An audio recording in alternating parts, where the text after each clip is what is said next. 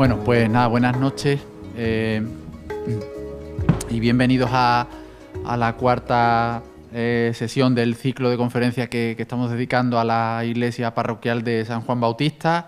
Hoy nos acompaña Antonio Valiente, que nos trae la conferencia donde no hay iglesia ni oficinas públicas, efectos materiales, psicológicos y espirituales del terremoto de 1755 en La Palma del Condado. Bueno, igual que la semana pasada decía que prácticamente no hacía falta presentar a Eugenio, que es bien conocido por todos, hoy sí me gustaría presentaros a Antonio, al que algunos ya conocéis, otros probablemente os suene su nombre de algunas cosas que ha hecho también ya en La Palma, como su participación en este libro, pero me gustaría destacar algunas cosas. Antonio es doctor en Historia Moderna por la Universidad de Sevilla. Actualmente es director del Archivo Provincial de la provincia andaluza de los capuchinos, de la Orden de los Capuchinos, y también da clases en el centro asociado de la UNED, la Universidad Nacional de Educación a Distancia, en Sevilla. Tiene una carrera investigadora amplísima y una producción científica amplísima. Creo que son más de 50 publicaciones, tanto en la modalidad de artículos en revistas de impacto, libros, capítulos de libros, aportaciones a congresos. Tiene algunas publicaciones muy interesantes por su vinculación con la Orden Capuchina. Últimamente ha publicado varios trabajos sobre Fray Isidoro de Sevilla y la Divina Pastora, que como sabéis es la vocación capuchina por excelencia. Tiene también un catálogo sobre los ejemplares de la biblioteca histórica de los capuchinos de Sevilla, de una parte de la biblioteca que tiene ejemplares antiquísimos y muy interesantes. Tiene un libro muy interesante también sobre Francisco de las Barras de Aragón, que es un personaje realmente interesante de finales del siglo XIX, principios del siglo XX, para la cultura andaluza y para la ciencia del sur de la península ibérica. Ha trabajado en proyectos de investigación tanto nacionales como internacionales, incluso ha trabajado en algún proyecto con gente de un proyecto liderado por la Universidad de la Sorbona en París. Ha trabajado en proyectos para el Instituto Andaluz del Patrimonio Histórico, en concreto para el Centro de Arqueología Subacuática, donde estuvo trabajando un tiempo como técnico de investigación. Y bueno, un currículum, la verdad es que amplísimo. Yo lo conocí precisamente en el Centro de Arqueología Subacuática, en Cádiz, coincidimos allí una época, y en esa época él estaba ya con la tesis bastante avanzada, yo estaba empezando con la tesis, y bueno, la verdad es que me sirvió un poco de guía. Compartimos muchas horas de charlas en las que él me orientaba y él me permitió enfocar el trabajo. Hablábamos mucho sobre los rigores a los que nos sometían nuestros respectivos directores de tesis. Y bueno, ahí conocí a un investigador muy solvente, una persona muy trabajadora, muy metódica, una persona inteligente, una persona con muchos conocimientos, pero sobre todo con una capacidad de trabajo tremenda, que es lo que yo destacaría de Antonio. Siempre tiene algo entre manos, siempre que lo llamas está trabajando y siempre está comprometido con la investigación. Y tuvimos claro, cuando empezamos a plantearnos la publicación del libro, que tenía que abordar este trabajo, que era un trabajo muy de trabajo metódico en el archivo, y yo estaba convencido de que él lo iba a realizar perfectamente, y eso fue lo que hizo. Él ha trabajado sobre qué efectos provocó el terremoto de Lisboa en La Palma, a nivel mental, a nivel espiritual y también a nivel material. ¿Qué consecuencias tuvo sobre los edificios de La Palma, sobre las infraestructuras urbanas? Y bueno, lo que hizo fue leer mucha documentación del archivo de protocolos, mucha documentación legal, mucha documentación económica, y exprimiendo cada dato, exprimiendo cada palabra, cada frase, consiguió levantar lo que hoy nos va a presentar, que es de lo más interesante. Así que nada, os dejo con él y que disfrutéis de la charla.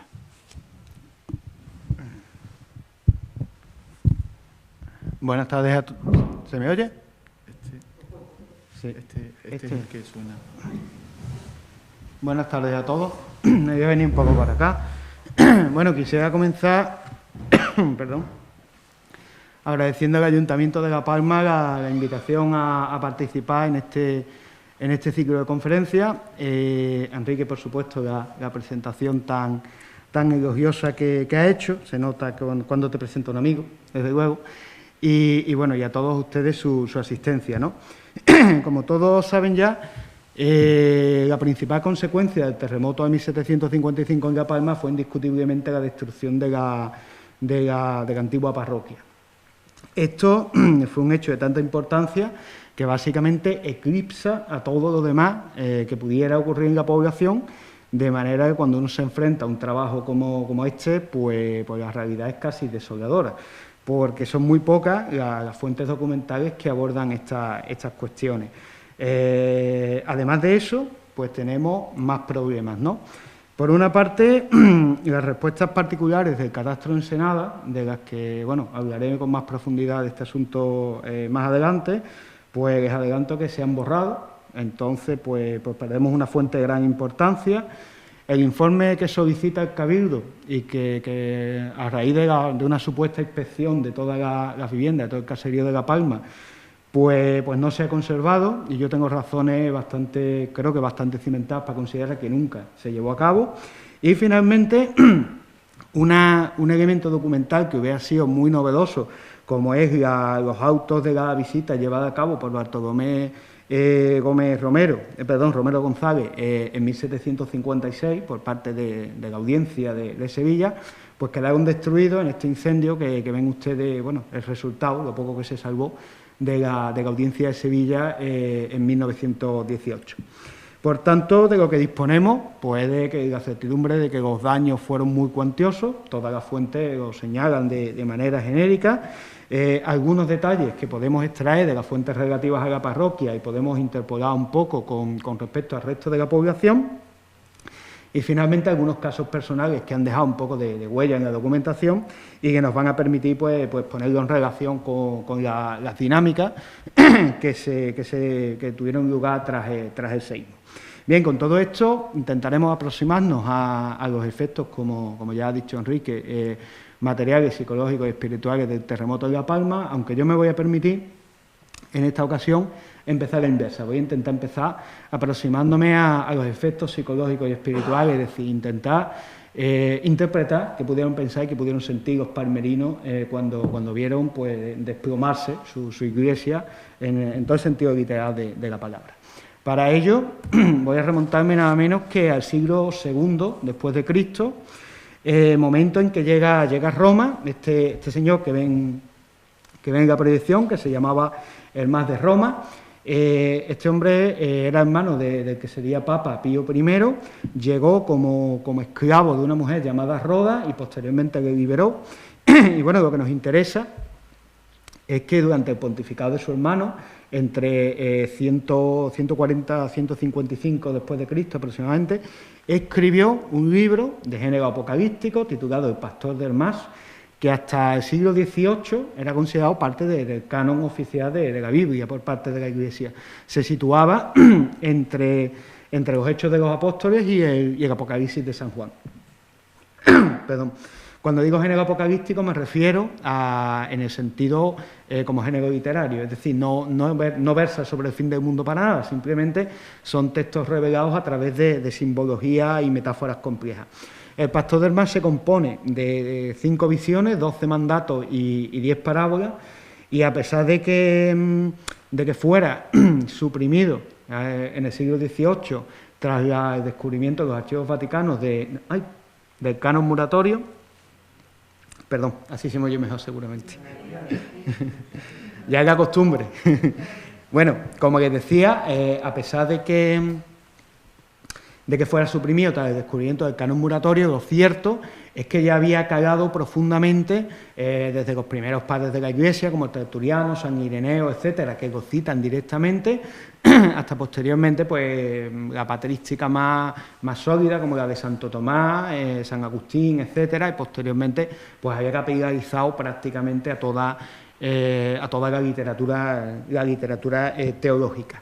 Lo importante es que de toda esta literatura es de donde toman su simbología los sermones dominicales. Los sermones dominicales que daban los párrocos, predicadores, etcétera, y que tenían una significación mucho más amplia de lo que tienen nuestras homilías actuales, ¿no? ¿Por qué? Bueno, en primer lugar, se trata de la principal herramienta que tenían estos predicadores y párrocos, por supuesto, para asentar de alguna forma su influencia sobre la comunidad.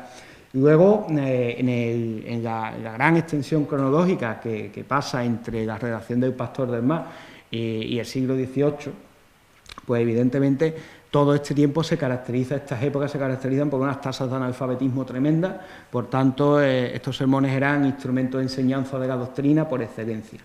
Y finalmente, a partir de finales del siglo XVII, se empieza a practicar la taumaturgia, que no es otra cosa que el hecho de que el predicador no solamente pronuncia el sermón, sino que lo interpreta, utilizando unas metáforas complejas y surgiendo el concepto de alegoría, ¿no? Por tanto, toda la simbología contenida en toda esta serie de textos, como el Pastor del Mar y otros similares, es manejada muy habitualmente pues, por todos los habitantes de La Palma o de cualquier otra población. En cuanto ya al Pastor del Mar, concretamente, y centrándonos o aproximándonos, mejor dicho, a lo acaecido en La Palma, pues nos interesa especialmente el contenido de la visión tercera en sus párrafos, en principio 2 y 3, ¿no? En el párrafo segundo, como pueden ustedes seguir mi lectura a través de la proyección, pues leemos: ella me dijo, mira, ¿no ves enfrente de ti una gran torre que es edificada sobre las aguas de piedras cuadradas y relucientes? Y la torre era edificada cuadrada por los 6 jóvenes que habían venido con ella. Y muchísimos otros traían piedras, algunos de ellos de lo profundo del mar y otros de la tierra, y las iban entregando a los 6 jóvenes, y estos las tomaban y edificaban. En la misma visión, en el siguiente párrafo, esta dama que se presenta ante el mar, que sería una representación de la que ven ustedes en la proyección, que no es otra cosa que la personificación de la Iglesia como cuerpo místico de Cristo, pues le aclara ese significado, ¿no? Y le dice: la torre que ves que se está edificando soy yo misma, la Iglesia, a quien viste antes y ves ahora. Pregunta pues lo que quieras sobre la torre y te lo revelaré. Bueno, aquí tenemos uno de los elementos más fundamentales, que es el hecho de la identificación de la torre con el concepto de Iglesia como cuerpo místico de Cristo. Esto ha sido algo tan absolutamente trascendente en el marco de la simbología católica que, bueno, ha ido incluso más allá. Es decir, nos resulta difícil concebir un templo sin una torre, o en su defecto sin una espadaña, que sería una simplificación del mismo concepto simbólico. Pero si investigamos un poco algunas imágenes con una búsqueda más o menos sencilla, pues nos vamos a encontrar con algo parecido a lo que yo les estoy mostrando, ¿no? El concepto simbólico, concretamente, se puede rastrear en Oriente ya en el siglo III después de Cristo. Esta que tienen ustedes aquí es la iglesia de Dura Europos, de Siria, que a día de hoy es considerado el edificio más antiguo concebido ex profeso y construido ex profeso como iglesia. Bueno, aquí se puede ver perfectamente la posición, y no sé por qué el puntero no ha dejado de funcionar, entonces se hacen ustedes a la idea de lo que voy comentando. Pueden ver ustedes perfectamente la función predominante que tiene la torre con respecto al resto del edificio. Una torre que además por su estructura, pues bueno, es cuestionable que su función principal sea la de estructura de sostenimiento de un cuerpo de campana. Realmente da una impresión de algo bastante más simbólico. Esto, como digo, pues parece ser que es bastante común y comienza en Oriente y luego se va extendiendo hacia Occidente a lo largo de los siglos III, IV, V. Sufre una gran aceleración durante el pontificado de Esteban II, al que pueden ustedes encontrar también como Esteban III en algunos manuales, en algunas fuentes, porque hay un Esteban II que, según el repertorio que veamos pues considerado papa legítimo o ilegítimo, pero bueno, el caso es que Pontífice Esteban, entre 752 y 757, patrocinó el primer campanario en la Basílica de San Pedro, eligió la primera torre en Roma, ¿no? Y a partir de ahí se produce un efecto que acelera todo esto. Pero esto va incluso más allá. Bueno, ahora ya puedo señalar. Vale. Incluso religiones que difícilmente podríamos calificar de cristianas no han heredado ninguna simbología de su supuesta raíz cristiana, pero sin embargo la de la torre sí. Aquí tenemos, por ejemplo, los templos, dos templos mormones. Este primero es el templo, digamos, original, el que está en Salt Lake City, supuestamente pues concebido por el propio Joseph Smith, que es el individuo que da origen a esta religión. Y bueno, lo traigo porque el papel preponderante de la torre, como pueden ustedes ver, es absoluto prácticamente. En un edificio de estas características no encontrarán ustedes simbología cristiana por ninguna parte, no hay una cruz en términos absolutos. Sin embargo, la torre, o las torres en este caso, ocupan un lugar preponderante, tanto que en la torre principal, sobre la torre principal siempre se ubica un individuo con forma de ángel, que es un tal Moroni, que fue el que les reveló a ellos su religión, ¿no? Arriba pueden ver ustedes el templo que se ubica en Madrid, que es más coherente con lo que es la morfología de los templos de este tipo, porque solo tienen una torre que presida el edificio, ¿no? Incluso algunas religiones mucho más recientes, mucho más distanciadas, os he traído el ejemplo del templo de la Comunidad de Cristo en Independence, en Kansas City, donde no solo la torre tiene un lugar predominante, sino que el edificio en sí mismo se hace torre siendo heredero de esta simbología, ¿no? De ahí la importancia. Sin embargo, para lo que ocurrió en La Palma, hay otro elemento simbológico en el Pastor del Mar que complementa todo esto, y que es el siguiente, el que encontramos en el párrafo 8, ¿no? Aquí podemos leer: ella me miró y sonrió, y me dijo: ¿ves a 7 mujeres alrededor de la torre? Las veo, señora, le dije. Esta torre es sostenida por ella, según orden del Señor. Oye ahora sus ocupaciones. La primera, la mujer de las manos fuertes, se llama fe, por medio de la cual son salvados los elegidos de Dios. Y la segunda, la que está ceñida y tiene aspecto enérgico de un hombre, se llama continencia. Es la hija de la fe. Todo el que la sigue, pues, será feliz en su vida, porque se abstendrá de todo acto malo, creyendo que si se abstiene de todo mal deseo, heredará la vida eterna. Y las otras, señora, ¿quiénes son? Son las hijas la una de la otra. El nombre de la primera es sencillez, el de la siguiente conocimiento, la próxima es inocencia, la otra es reverencia, la siguiente amor. Bien, evidentemente nos encontramos ante el primer antecedente de algo que tiene tanta trascendencia que a día de hoy lo encontramos en el catecismo de la Iglesia Católica, que son las 7 virtudes. 7 virtudes que actualmente pues, se dividen en virtudes cardinales y virtudes teologales, como ustedes saben, con alguna precisión metodológica, terminológica, evidentemente, que serían las primeras: prudencia, justicia, fortaleza y templanza, y la siguiente, las teologales, pues fe, esperanza y caridad. Bien, toda esta simbología que les he explicado a ustedes, pues tiene un gran valor para encuadrar un poco qué pudieron pensar y qué pudieron sentir los palmerinos en el momento en el que se produce pues, la hecatombe que supone para ellos el terremoto. Porque tenemos que entender que realmente ellos manejaban, y para ellos era cotidiana, toda esta simbología, ¿no? Bien, recapitulando una secuencia de acontecimientos que ya todos conocen por esta conferencia y por el libro. Bueno, a las 9 de la mañana, buena parte de los vecinos se encontraban en la parroquia asistiendo al oficio de difuntos. Posteriormente se produce un temblor leve de 1 minuto de duración aproximadamente, que hace que todos los feligreses salgan, pero se mantengan en los alrededores del templo, por si acaso continúan posteriormente los oficios, y minutos después se produce el terremoto en el que, y aquí está lo que realmente produce la concordancia con la simbología, la torre se desploma sobre la iglesia, produciendo la destrucción del templo parroquial, ante la atenta mirada de unas 500 personas, probablemente atentas y aterradas seguramente, ¿no? Bien, evidentemente la caracterización como castigo divino de un acontecimiento de estas características es absolutamente inherente a la mentalidad de la época. Pero además la simbología de lo que ocurre aquí pues hace que esto se configure como una especie de mensaje de la providencia, de cuyo portador es el terremoto, ¿de acuerdo? Este mensaje, que yo, bueno, a través de esto intento aproximarme, pues vendría a articularse de la siguiente manera, ¿no?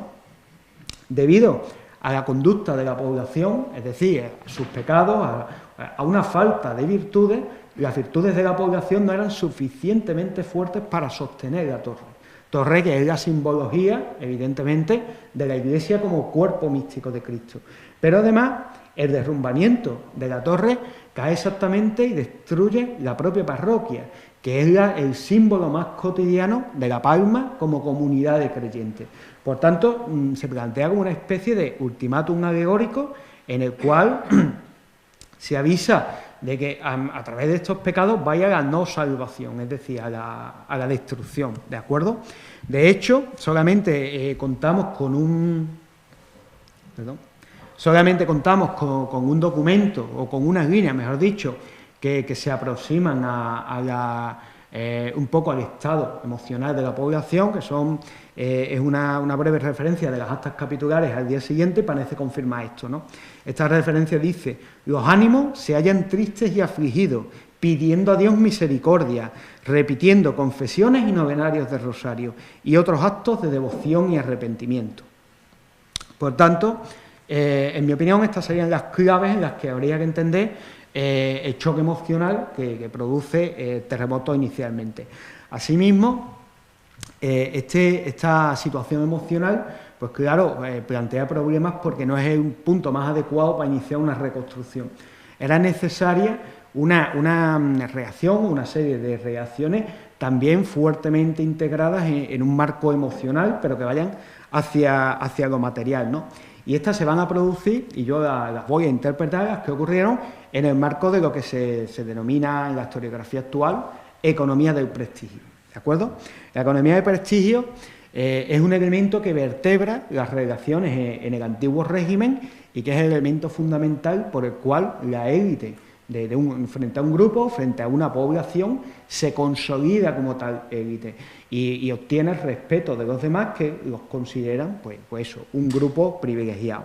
Es, digamos, la base moral en la que se ratifica la pertenencia, pues, a un grupo de especial relevancia, ¿no?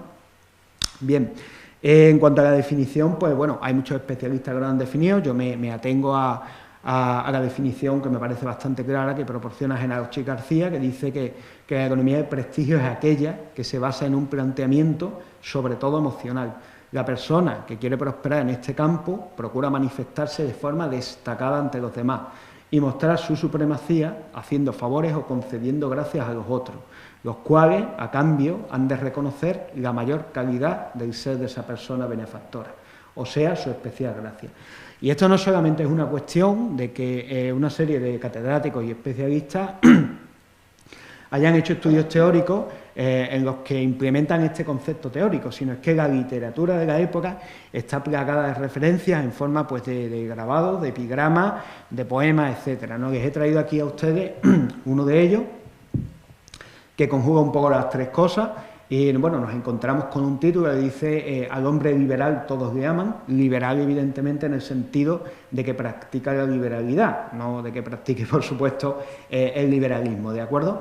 Vemos un grabado de un individuo que ha practicado esta economía de prestigio y se encuentra rodeado de personas, pues están todas las clases sociales, todos los géneros, incluso todas las edades, que lamentan su fallecimiento en el momento, y por si fuera poco, pues tiene un poema al final que dice: del avaro no se espera ningún bien, y cada cual a un muerto le vitupera, mas el hombre liberal todos sienten que se muera.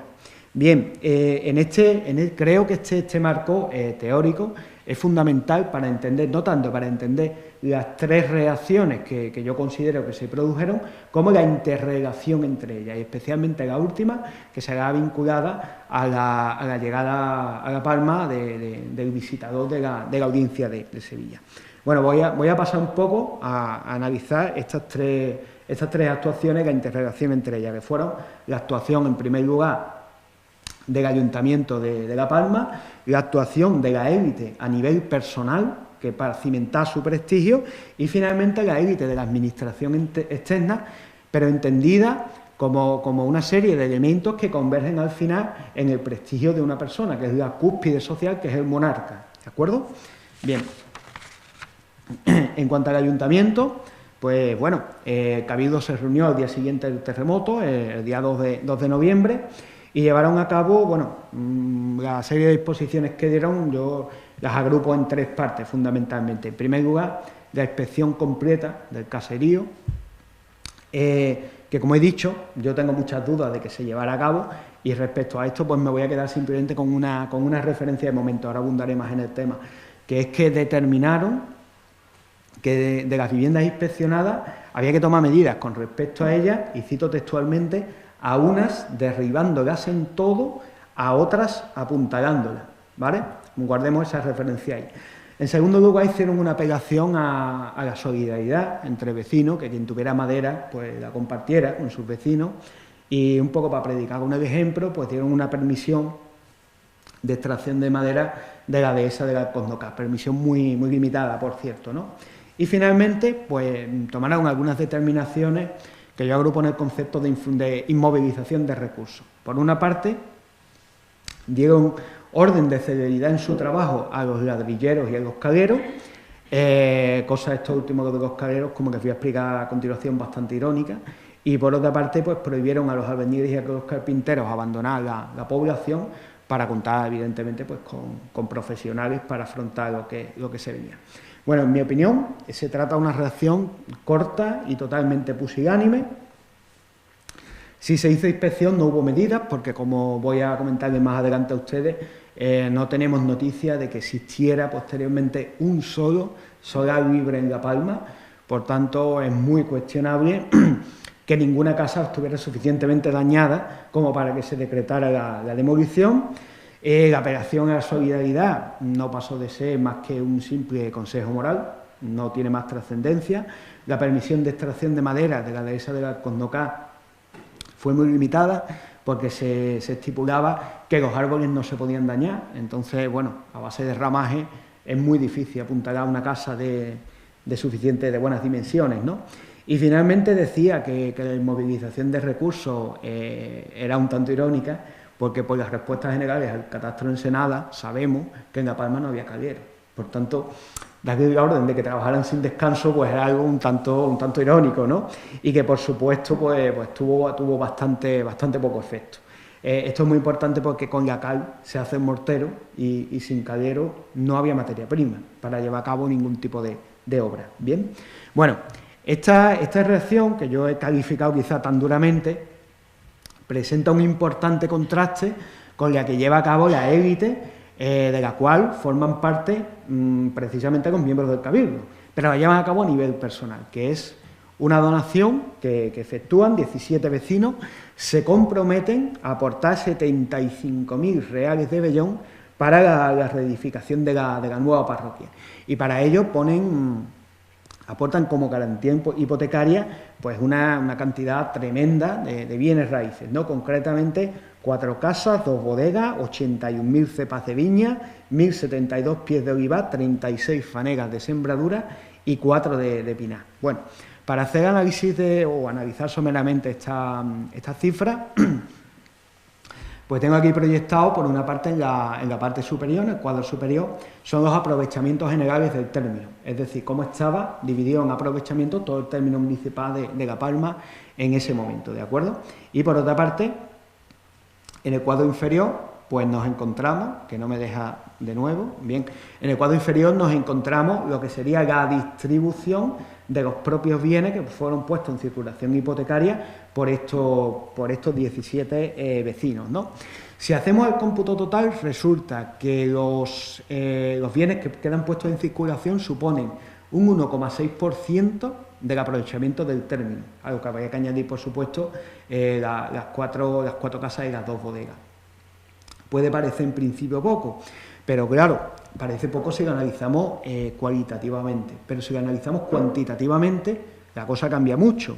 ¿Por qué? Porque si nos fijamos realmente, el grueso de la donación lo aportan el olivar y sobre todo el viñedo, son los más abundantes, que precisamente en términos globales, en el cuadro arriba, pues son los menos abundantes. ¿Por qué? Pues porque son los más valiosos realmente, más aún dada la tradición vitivinícola tan asentada que tenía La Palma. Por tanto, realmente se pone en circulación, de alguna manera, lo mejor que ellos tienen y disponen, lo más rentable, de cara a llevar a cabo lo que más había afectado a la gente, que era la destrucción de la parroquia. Pero la cosa no termina aquí, precisamente se ponen en circulación 2 bodegas, las bodegas son en este momento, por la misma razón, los establecimientos industriales más rentables de toda la población, sin duda alguna. Y nos quedaría comentar por las cuatro casas o las 4 viviendas. Estas 4 viviendas tienen una particularidad, es que podríamos pensar que a tratarse de miembros de la élite pues tendrían múltiples propiedades, que efectivamente las tenían. Pero los 4 que pusieron en circulación hipotecaria sus casas, reseñan claramente que son las casas principales de su morada, es decir, las casas en las que estos individuos residen. Por tanto, son casas de la élite más granada. A nivel material serán, por supuesto, las casas de mayor calidad, de mayor envergadura, pero además tenemos que tener en cuenta que nos encontramos en una sociedad en la cual el mayorazgo es algo fundamental. Por tanto, es la vivienda donde a nivel moral reside el linaje del individuo, ¿de acuerdo? Por tanto, esto les da un valor añadido. Por tanto, podemos concluir que esta reacción es absolutamente lo opuesto a la que hemos visto antes. Es una reacción profundamente enérgica en la que se puso en circulación todo lo posible. No termino aquí, además, porque en el marco de la economía del prestigio se producían situaciones de emulación. Estas situaciones de emulación se producen cuando un individuo con capacidades económicas suficientes, pero que todavía no ha conseguido acceder a ese grupo tan selecto de la élite, pues lleva a cabo una serie de acciones tendentes a participar en esto y a ganarse, de alguna manera, el respeto de la población y ser considerado como parte de este grupo. Bueno, en el caso de La Palma, yo he podido detectar 2 casos, concretamente. El más singular es el de Gabriel Vázquez Rañón, que en 1759, en su testamento, pues declara que él había ofrecido nada menos que 300 ducados para la reconstrucción de la parroquia.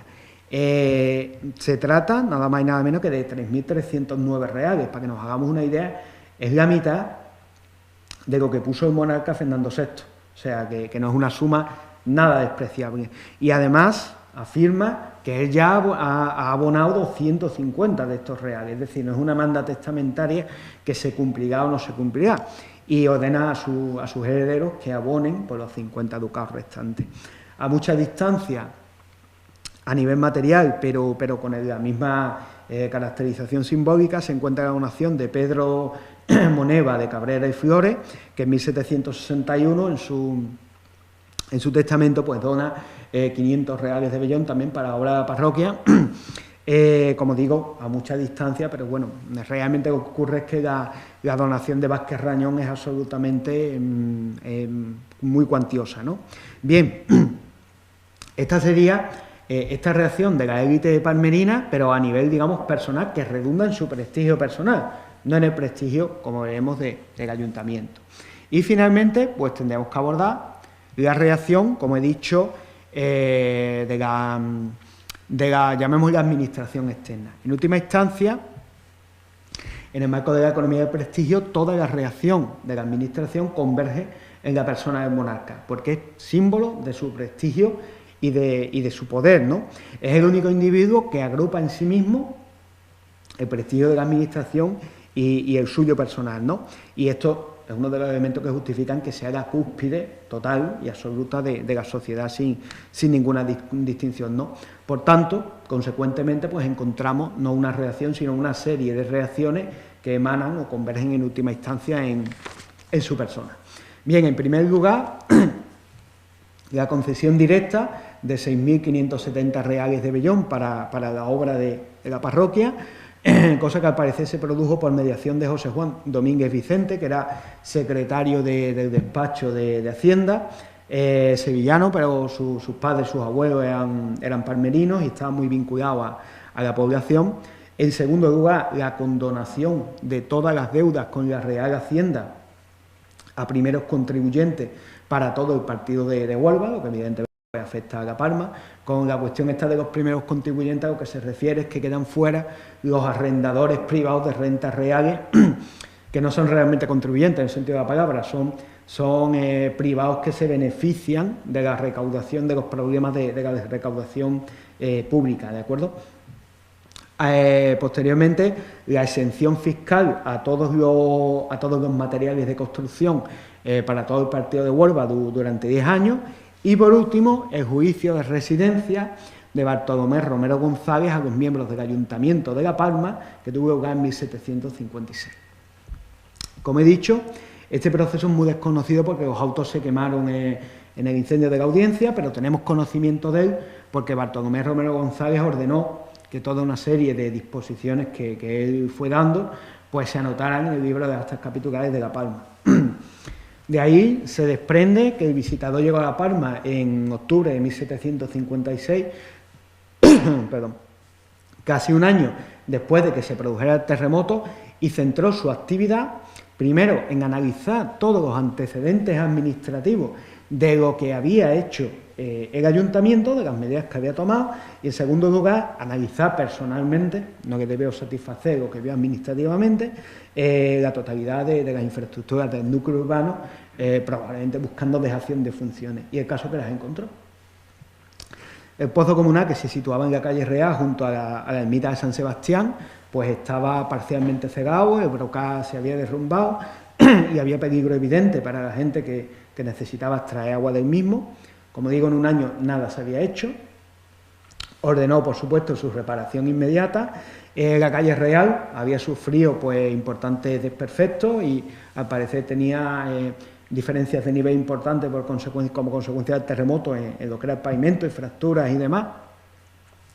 Ordenó su empedramiento inmediato y bueno, aquí hay una cuestión a tener en cuenta, que es la siguiente. Como digo, el visitador examinó todos los antecedentes y no menciona en ningún momento la existencia del famoso informe de inspección del Cabildo, que además los capitulares estaban siendo juzgados, serían los principales interesados en enseñárselo si se hubiera llevado a cabo. Es otro de los elementos que me hace pensar que no se llevó a cabo. Aunque no conozcamos bien el proceso, la actuación de Romero González pues tiene un evidente aire coercitivo. Yo creo que esto deriva de que determinó que los capitulares, por una parte, habían hecho dejación de sus funciones, pero por otra, las mismas personas a nivel personal habían tenido una reacción muy enérgica. Claro, esto implicaba anteponer el prestigio personal al que uno ostenta en representación de un monarca. Por eso interviene la audiencia, que la audiencia en última instancia es la representación del monarca en el Reino de Sevilla. Y como consecuencia de esto, les impone una multa a todos de 20 ducados, 221 reales, que podrán condonar si llevan a cabo de manera inmediata las obras que se les ha indicado. Probablemente, además, los capitulares con este proceso se sintieron un poco señalados ante el resto de los vecinos, porque inmediatamente que el visitador se marchó, llevaron a cabo pues una inspección de aquello que no se había inspeccionado todavía, que era el término municipal, ¿no? También quizás lo hicieron por miedo a que volviera, evidentemente. Y detectaron pues, que había infraestructuras que estaban mal, como el puente que salvaba el arroyo de la Pescadería, que tampoco se había hecho nada, parecía una vía de cierta importancia local, y ordenaron su reparación, ¿no? Bien, con esto concluyo la aproximación a lo que serían un poco las reacciones a nivel de la élite y cómo lo que ocurrió en cuanto a la élite. ¿Qué pasó realmente en cuanto a los vecinos de La Palma a un nivel, digamos, un tanto más humilde? Bueno, aquí es donde tenemos el problema grave de las fuentes documentales que les he dicho que ya les explicaré un poco más en profundidad, porque bueno, básicamente las principales fuentes o no están accesibles o no existen. El primer problema, quizás el más importante, lo presenta el catastro de Ensenada. El catastro de Ensenada se hizo en La Palma pocos meses antes del terremoto, por tanto debería ser un elemento que nos proporcionara una visión de detalle absolutamente magnífica de cómo se encontraba la población justo antes para poder compararla, ¿no? Se divide en respuestas generales, que he citado ya en algunas ocasiones a lo largo de esta exposición, y respuestas particulares. Las respuestas generales son muy sucintas, tienen entre 10 y 15 páginas, no mucho más, y presentan un resumen general. Mientras que las respuestas particulares son las que tienen, normalmente son 1 o 2 tomos, son varios cientos de páginas, donde aparecen pues todos los vecinos, todos los activos, su valoración, en qué situación se encuentra, instituciones piadosas que hay, absolutamente una radiografía total de la población. El problema es que las respuestas particulares del catastro en La Palma pues se han borrado por consecuencia de la humedad, como pueden ver ustedes en la proyección, de manera que resulta imposible su lectura, ¿no? Yo he podido acceder a las respuestas generales y he podido acceder a ellas a través de una copia que hay en el Archivo Histórico Provincial de Sevilla, del original que se conserva en el Archivo General de Simancas. Aprovecho la ocasión para invitar al Ayuntamiento a que en algún momento pues haga algún tipo de proyecto para obtener una copia de las respuestas generales que están en el Archivo de Simancas, y que sin duda pues sería muy interesante para todos los investigadores locales en La Palma, ¿no? Que no nos encontremos con esta cuestión que resulta bastante descorazonadora. Bien, en segundo lugar se encontraría el informe del Cabildo, de momento, que ya he dudado mucho de su existencia, y bueno, ahora voy a aportar más cuestiones, ¿no? Recapitulando sobre este tema, no se ha conservado en el Archivo Municipal, y no es porque se haya perdido, es porque no se llevó a cabo nunca. Como digo, no solo no hay constancia de que ninguna casa se derribara, sino que hay constancia evidente de que los palmerinos buscaban, como ya explicaré, solares para vivienda nueva y no los encontraban, y había un problema grave con respecto a eso. Es muy poco creíble que ninguna casa se viera afectada hasta ese punto, más aún cuando después les voy a citar un caso personal de alguien que tuvo que reedificar su casa completamente, ¿no? Romero González, como digo, lo examinó todo y no lo encontró, no lo vio, y los capitulares se hubieran salvado de la multa, seguramente sí se lo hubieran entregado, y no se lo entregaron. Pero es que además la medida que tomó el Cabildo de inmovilización de recursos realmente yo creo que impidió que se realizara. ¿Por qué? Bueno, volviendo a acudir una vez más a las respuestas generales de La Palma, ¿no?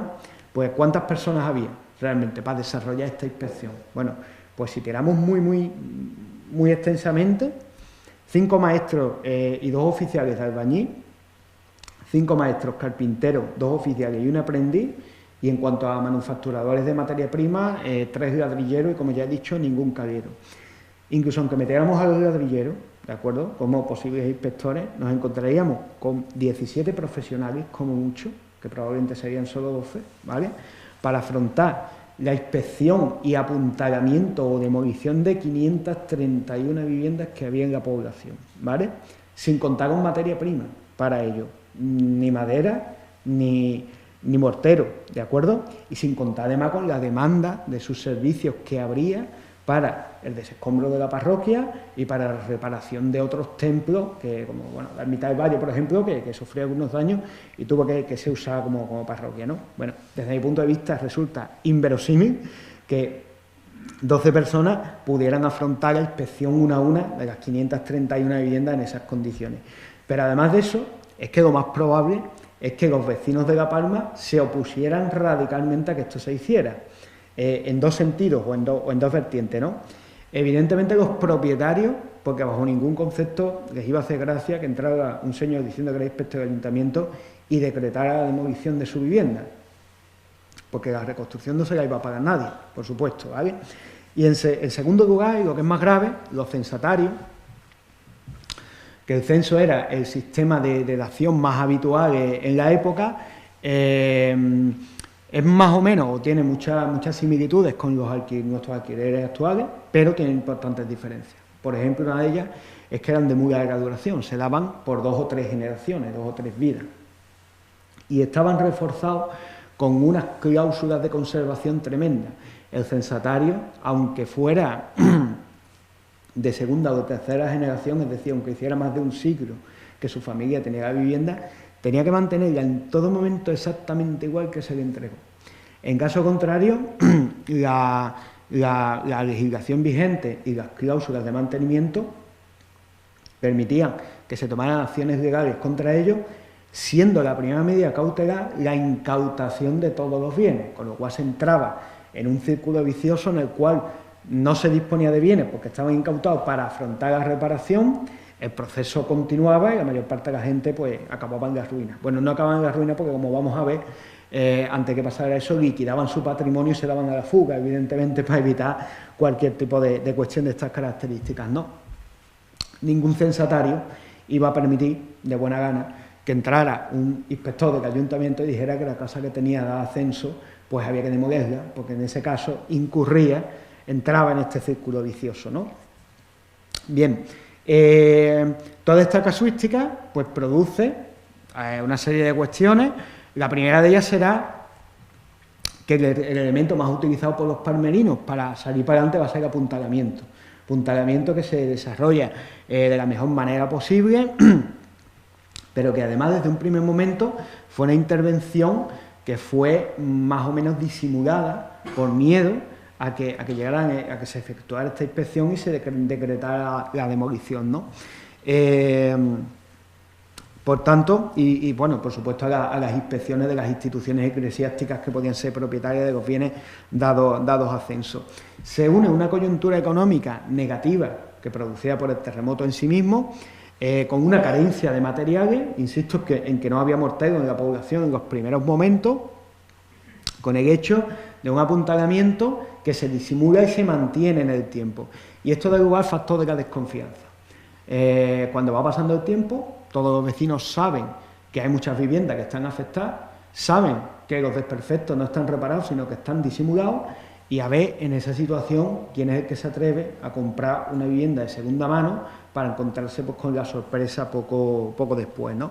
Como consecuencia de esto, pues constatamos que el mercado se ralentiza, hay carestía de viviendas, pero no se producen compraventas, baja el precio y siguen sin producirse compraventas, y por tanto pues entra en un círculo muy pernicioso que se va a prolongar bastantes años en el tiempo. Además de las razones que les he aducido, pues pude encontrar algunos testimonios personales, voy a citar solo algunos de ellos, o particulares, mejor dicho, que acreditan todas estas dinámicas que les he comentado. El primero de ellos fue el que tuvo lugar, es el único que tiene lugar antes del terremoto, poco antes, con respecto a una casa en la calle San Sebastián, que era propiedad de la capellanía de Mariana de Jesús. Esta vivienda, según las respuestas generales del catastro de Ensenada, era la única vivienda arruinada que había en la población, pero claro, como las respuestas generales son tan sucintas, hay que ver qué quieren decir con arruinadas, ¿no? Claro, la documentación concreta de este expediente pues nos lo aclara bastante bien. Lo que le pasaba a esta vivienda era que todas las aguas de la calle en que se encontraba, además como las aguas de todos los edificios circundantes, convergían en un mismo punto, que era la base de uno de sus muros de carga. Por tanto, cuando se producían lluvias torrenciales, pues la casa indefectiblemente, ese muro sufría problemas y la casa pues arrastraba problemas de conservación continuamente. Como consecuencia de eso, en el verano de 1755, el censatario que la tenía, pues se dio cuenta de que no podía afrontar los gastos de reparación e hizo lo propio, que era habitual. Liquidó su patrimonio, se dio a la fuga y desamparó la vivienda. Bien, ante esta situación, pues la capellanía, por supuesto, inició acciones legales, pero el individuo no pudieron encontrarlo y por tanto inició posteriormente pues su subasta para darle de nuevo ascenso a unos nuevos censatarios. Se remató en Roque de Huelva y Luis González por 112 reales de vellón anuales, una suma bastante pequeña para ser una vivienda completa, pero claro, el problema era que al ser de una capellanía, pues había que pedir muchísimos permisos para hacer esto eficiente, había que acudir al Palacio Arzobispal, el provisor tenía que analizar todos los antecedentes, además había un proceso judicial en curso, se prolongó el tiempo, no se produjo la dación, vino el terremoto. Y claro, ¿qué ocurrió? Que evidentemente los postores ahora no estaban dispuestos a afrontar la vivienda, a tomar posesión de ella, sin saber si tenía más daño de los que ellos habían visto. y llegaron a un acuerdo con la capellanía. La capellanía, al parecer, de manera un tanto ingenua, pues pensó que haciendo una nueva subasta podría obtener un precio más alto, ¿no? Por lo tanto, llegaron a un acuerdo. Acuerdo que, como digo, se basa en la desconfianza, porque Roque de Huelva y Luis González, al iniciar una nueva subasta, adquirían el derecho a volver a inspeccionar la vivienda para evitar sorpresas desagradables, y el resultado final fue el mismo, es decir, los mismos postores por la misma cantidad, ¿no? Otro caso en el que observamos pues esta dinámica, aunque diferentes, son dos viviendas, propiedad del Hospital de San Lázaro de Sevilla, que se encontraba una situada en la calle Goscalvo y otra en la Plaza Mayor. En este caso, la desconfianza parte del propio Hospital de San Lázaro, que envía ya no a un visitador, envía a su administrador directamente, José Pantoja Villavicencio, para que inspeccione las edificaciones por si acaso pues los censatarios no las han mantenido después del terremoto, por los daños que hayan sufrido. En este caso, Pantoja Villavicencio no detectó ningún daño, por tanto, lo único que hizo pues fue actualizar las escrituras, porque al parecer la dación era antigua y en los protocolos de los escribanos de La Palma pues no se conservaba el contrato ya, por tanto se actualizó. Y finalmente, el tercer caso pues afecta a unas viviendas de la capellanía de Pedro Díaz Ángel. Estas estaban dadas ascenso a un palmerino llamado Juan Díaz Lagares, que era censatario de segunda generación, lo había heredado de su padre. Claro, evidentemente, pues este hombre tenía una vivienda, como los censos no se actualizaba el precio, o sea, la ventaja que tenían, pues haber pasado tanto tiempo, tenía una vivienda por un precio muy módico, por no decir irrisorio.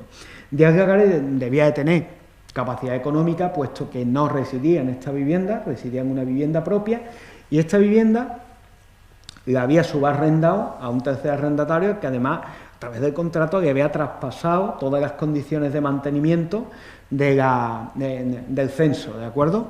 Bien, el inmueble quedó gravemente dañado y, una vez más, el arrendatario liquidó su patrimonio y se dio a la fuga. Con tan mala suerte para Díaz Lagares, que no fue Díaz Lagares quien reparó en esto, sino fue Francisco Candón, que era el administrador de la capellanía. Evidentemente, sin ningún tipo de ambague, inspeccionó el inmueble, detectó muchísimas deficiencias, procedió judicialmente contra Díaz Lagares, se decretó el embargo de todos sus bienes, pero in extremis, antes de que se llevara a ejecución, Díaz Lagares llegó a un acuerdo con Francisco Candón para que retirara la denuncia, y a cambio se comprometió, primero, a reedificar el inmueble completamente a su costa. Segundo, a residir en él obligatoriamente mientras se mantuviera la dación. En caso contrario, tenía que renunciar a la dación después de haber reedificado el inmueble, por supuesto. Y en tercer lugar, evidentemente, pues a no volver a arrendarlo a terceros bajo ningún concepto, ¿no? Por supuesto, aceptó, no le quedaba otra opción, y residió en esta vivienda. Todo esto, como digo, generó una dinámica muy perniciosa, en la que todo el mundo, o casi todo el mundo, procuraba ocultar el estado real de las viviendas, los censatarios para evitar acciones legales, y claro, los propietarios, porque el precio había bajado muchísimo y no querían que sus viviendas perdieran todavía más valor, ¿no? El hermetismo se hace tan absoluto que solo conozco el caso de una persona que declaró cómo se encontraba su vivienda y no lo hizo de buen grado, desde luego, ni voluntariamente. Se trata de Andrea Caro, la viuda de Gonzalo Martín, que realmente no era propietaria, era administradora judicial de esta vivienda, porque su marido pues había declarado herederos directos a sus dos hijos menores de edad. Bien, ¿qué ocurre? Cuando la vivienda queda muy seriamente dañada, Andrea, que no dispone de recursos económicos, pues tiene que recurrir a vender un pajar, que era también propiedad de su marido y que también había pasado en heredad directa a sus hijos, para poder reedificar la vivienda. Pero no puede disponer de él porque solo es administradora, por tanto tiene que acudir a la autoridad para obtener un permiso. Para ello tiene que declarar cómo se encuentra la vivienda y además aportar 3 testigos que aseveren su declaración que esto es cierto, ¿no? Y que la mejor opción es la venta de ese bien. Como se pueden ustedes imaginar, los testigos los eligió Andrea, todos corroboraron la declaración, se produjo la venta, etcétera, etcétera. Pero hay un factor que coincide en las 3 declaraciones sobre el que no nos hablan otras fuentes documentales, pero que añade aún más a toda esta cuestión de la desconfianza. Voy a citar solamente, por supuesto, a uno de ellos, ¿vale?, a Roque González Caro, aunque los tres declararon lo mismo, que dijo que de no reedificarse con prontitud, evidentemente, la vivienda, antes que vengan las lluvias, quedarán perdidas del todo. Y evidentemente este es un factor muy importante, porque la mayor parte de los morteros de la época eran solubles en agua. No había ningún problema en condiciones normales porque estaban revestidos pues, de enlucidos impermeables que no había problemas, pero cuando el paramento sufría fracturas y sufría grietas, consecuencia, por ejemplo, de un terremoto, una lluvia torrencial podía acceder al interior del paramento y provocar pues, problemas bastante importantes, hasta el punto de que los tres testigos aseveran de que las casas quedarían totalmente inutilizadas. Claro, probablemente muchos vecinos que tenían capacidad para adquirir una vivienda, pero no lo hacían por esta desconfianza, debieron esperar que vinieran las siguientes lluvias, porque las lluvias revelarían cuáles eran los inmuebles que estaban realmente más dañados. Pero ¿qué ocurrió? Que después del terremoto vino un ciclo seco, al menos de 4 años. Por tanto, la desconfianza pues no acababa de romperse.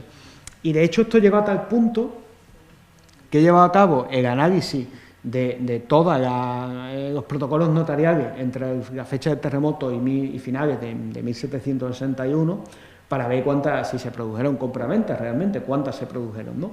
Y el resultado que me encuentro es el siguiente: en 1756 solo se produce una compraventa, pero es una compraventa en la cual ni el comprador ni el vendedor son vecinos de La Palma, ¿de acuerdo? El vendedor es vecino de Villarrasa y los compradores son una orden monástica radicada en Sevilla. Por tanto, bueno, están fuera de ese ambiente de desconfianza que reinaba en la población, ¿no? Entre 1757 y 1761 parece que mejora un poco la situación. Nos encontramos entre 1 y 4 operaciones, pero esto es solo aparente, porque estas operaciones son todas reunificaciones de patrimonio dividido judicialmente. Es decir, cuando un individuo que disponía de una sola vivienda pues testaba, pues la dividía entre sus 2, 3, 4 hijos los que tuviera, ¿de acuerdo? Por tanto, ninguno de ellos podía hacer uso de la vivienda realmente, disponía de una parte. Lo que ocurre en estos casos son unificaciones de patrimonio. El hermano que cuenta con mayores recursos económicos intenta comprar las partes de sus hermanos que tienen menos, a los que les interesa más pues el dinero contante y sonante. Por tanto, son personas que han vivido en esa vivienda y al haber vivido en esa vivienda conocen perfectamente las deficiencias que puede tener y no se ven sometidos a esta desconfianza que atenazaba el mercado. Y el ambiente de desconfianza llegó a tal punto que todo, claro, evidentemente todos los palmerinos que se lo podían permitir, pues la opción ideal ¿cuál era? Una vivienda nueva. La vivienda nueva no tenía ningún problema de desconfianza ni de ser afectada por el terremoto. Pero las fuentes nos coinciden una y otra vez en el hecho de que no había solares. ¿Qué es lo que empezó a ocurrir? Pues empezamos a detectar un nuevo tipo de transacción, que es la compraventa de los corrales que estaban antes, o que estaban anejos a las viviendas. Pues el propietario se reservaba la vivienda, pero vendía el corral para la edificación en él de una o varias viviendas nuevas. ¿De acuerdo? Lo que ratifica, evidentemente, pues toda esta situación de desconfianza y cómo se fue resolviendo. La tendencia de estas transacciones se mantiene al alza al menos hasta 1761. Por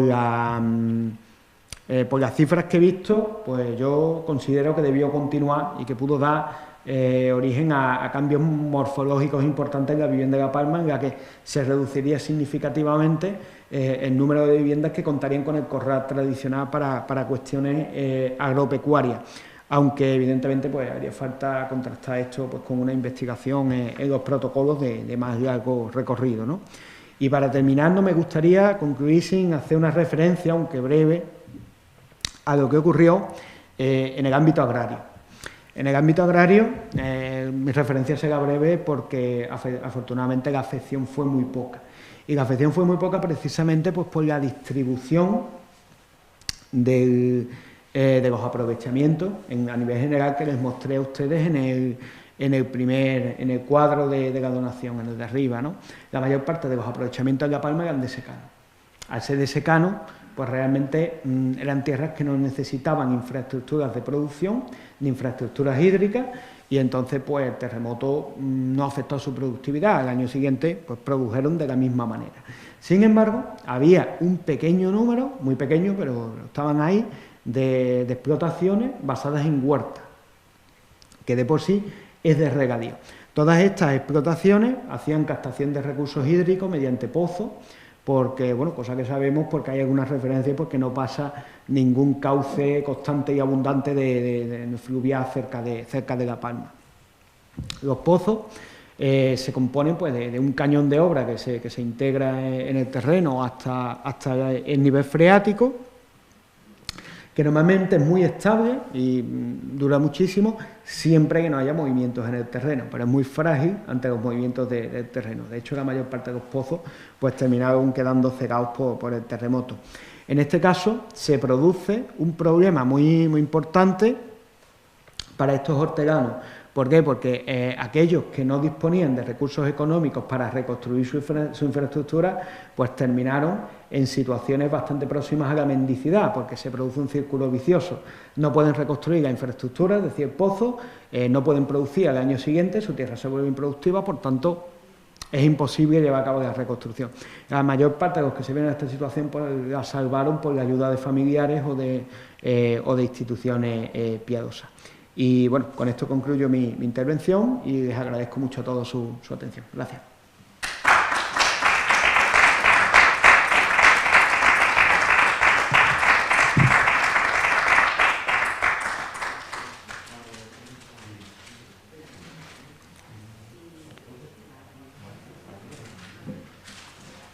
Bueno, como siempre, si tenéis alguna cuestión o queréis plantearle al autor alguna cuestión sobre esta interesante ponencia, pues es el momento.